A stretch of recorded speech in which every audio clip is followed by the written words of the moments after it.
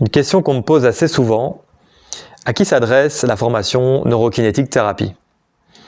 Et la réponse peut parfois surprendre, parce qu'en fait on est assez ouvert à tout un échantillon de professions différentes, alors qu'on a l'habitude d'avoir souvent des formations qui sont réservées exclusivement aux kinésithérapeutes, par exemple, aux ostéopathes, etc. Et comment on explique ça?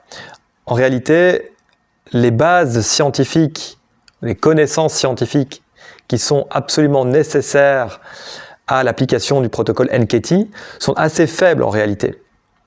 Il n'est pas nécessaire de comprendre l'ensemble des neurosciences sur lesquelles la méthode est basée pour pouvoir comprendre, étudier les protocoles et les pratiquer. En réalité, la méthode en neurokinétique thérapie, elle est basée sur du testing musculaire. On réalise toute une série de testings.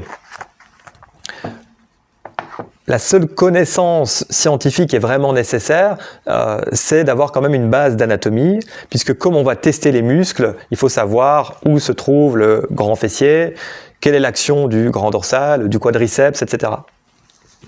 Mais une fois qu'on a ça en réalité, et qu'on a déjà un minimum d'expérience avec le travail du corps humain, eh bien on peut déjà mettre en place la méthode de testing musculaire, avec le protocole avoir un résultat, et à partir de ce résultat, en fait, on peut voir les choses de différentes manières. Donc par exemple, en tant que kinésithérapeute, je vais avoir une vision différente, une manière différente de traiter mon patient que le massothérapeute, ou l'ostéopathe, ou le kinésiologue.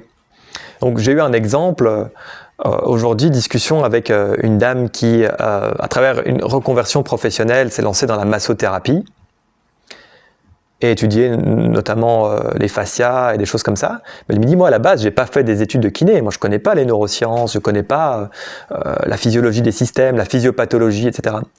Et je dis, mais en fait, c'est pas du tout obligatoire. C'est intéressant évidemment, c'est enrichissant, mais c'est simplement des visions différentes. Donc on va peut-être avoir un raisonnement clinique un peu différent et on va peut-être avoir un traitement qui va être différent par la suite.